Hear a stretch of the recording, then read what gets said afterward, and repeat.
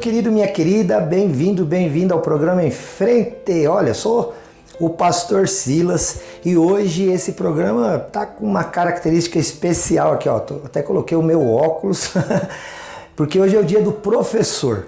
E eu quero desejar a todos os professores um excelente dia, parabenizá-los pelo seu excelente trabalho e desejar que toda sorte de bênçãos espirituais recaiam sobre a tua vida, professor, professora, sobre a tua casa, sobre a tua família, no nome de Jesus.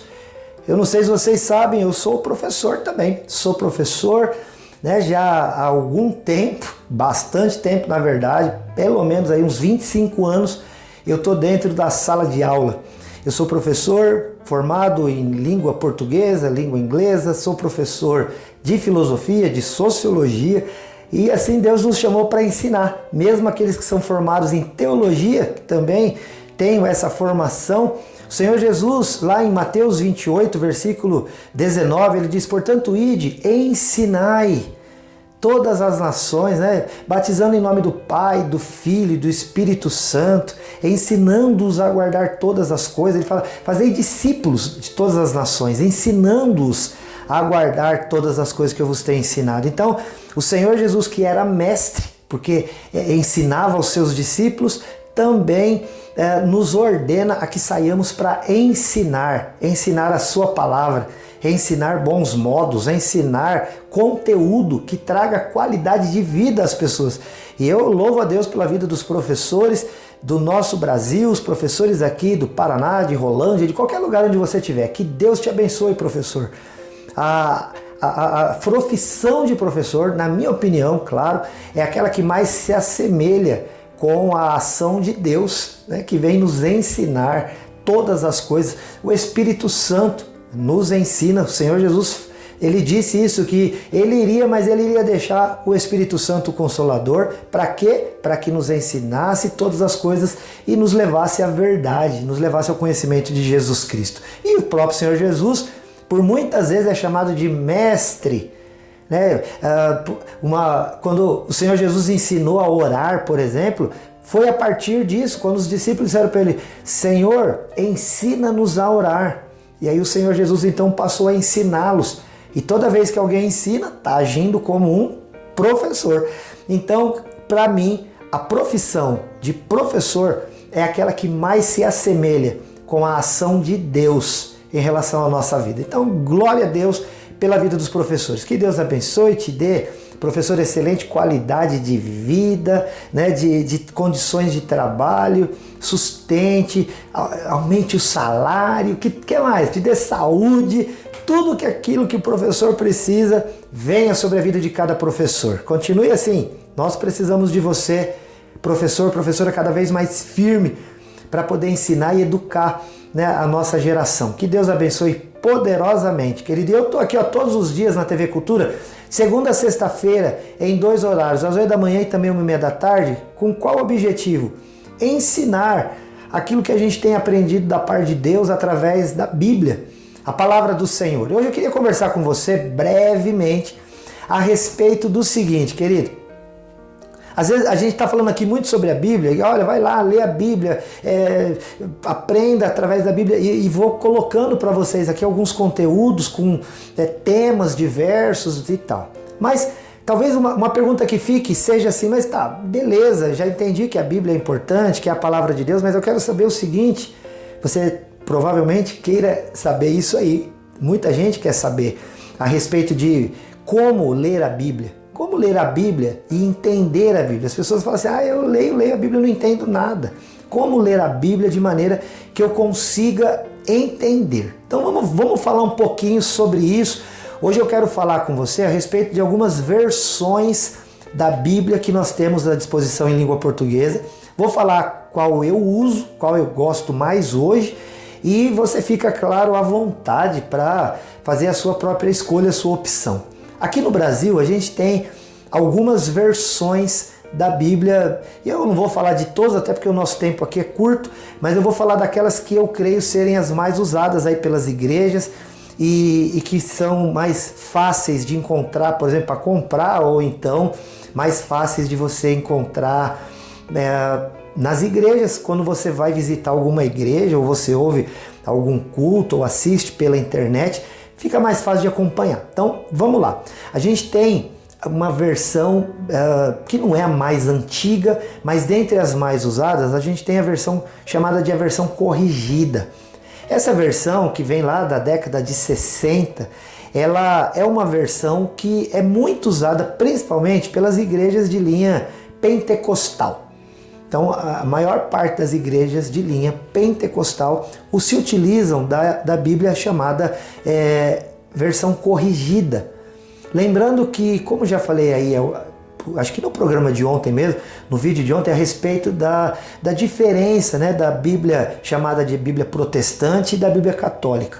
Lembrando que no texto que a Bíblia protestante tem, todo ele está na Bíblia católica. A diferença é que a Bíblia católica tem 7 livros a mais, né? Tem mais 7 livros. Vamos colocar assim, não vamos colocar 7 livros a mais, mas vamos falar que tem mais 7 livros, ok?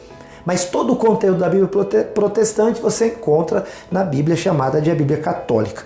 A Bíblia católica, ela tem também as suas próprias versões. Como eu não sou católico, então eu não quero opinar, até para não errar, né? Porque eu acho que, eu sempre digo, queridos, a gente pode opinar sobre qualquer coisa que a gente queira, mas a gente tem que ter tido contato, pelo menos. A gente tem que conhecer minimamente para opinar e ainda assim, quando opinar dentro desse conhecimento que a gente tem. Se o conhecimento é mínimo, opine minimamente.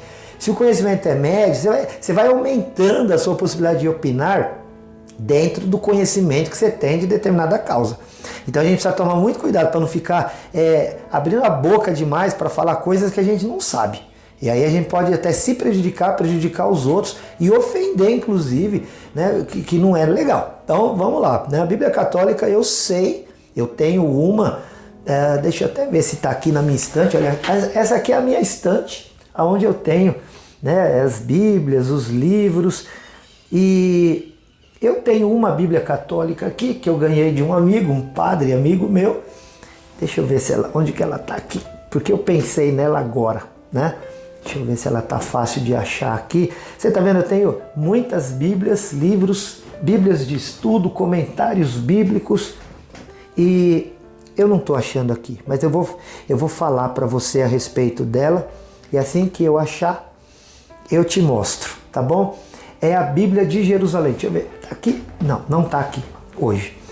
Ela está guardada num outro cômodo, não tem problema. Mas olha só, a Bíblia de Jerusalém é uma Bíblia que nós dizemos, até mesmo nós protestantes, temos que falar isso aí porque é uma verdade. A Bíblia de Jerusalém, ela é a Bíblia brasileira, né? Ela é a Bíblia com a tradução na língua portuguesa, porque também existe a diferença da língua portuguesa do Brasil da língua portuguesa europeia, né, de Portugal, e que também acaba sendo bastante difundida nos países de língua portuguesa.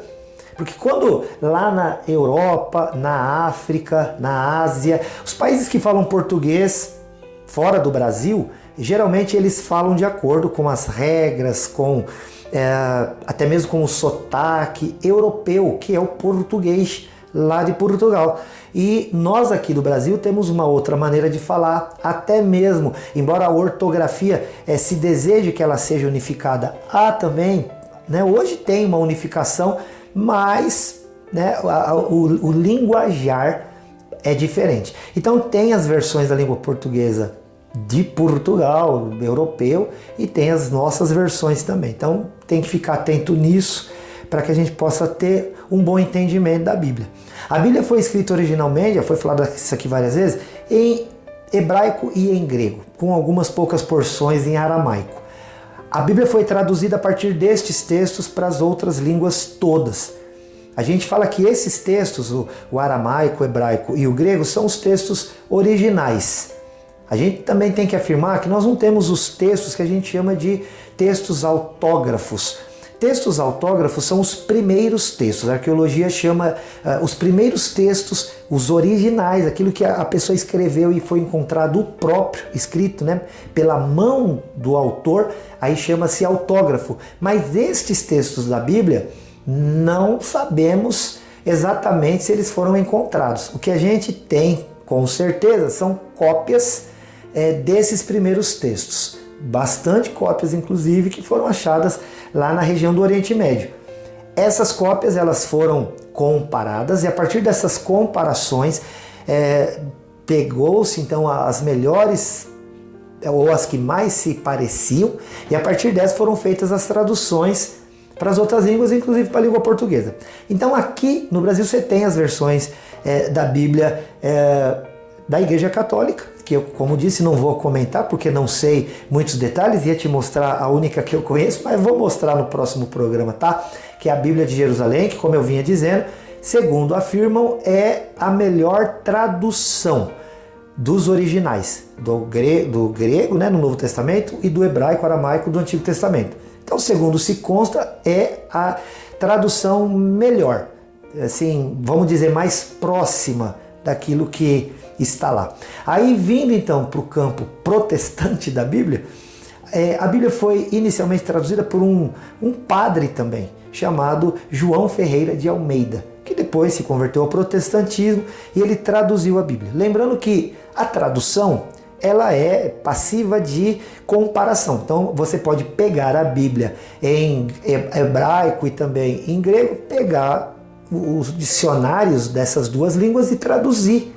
Eu já fiz isso algumas vezes, é possível, por isso que aqui eu tenho vários comentários que são pessoas que fizeram isso por nós, facilita bastante a nossa vida.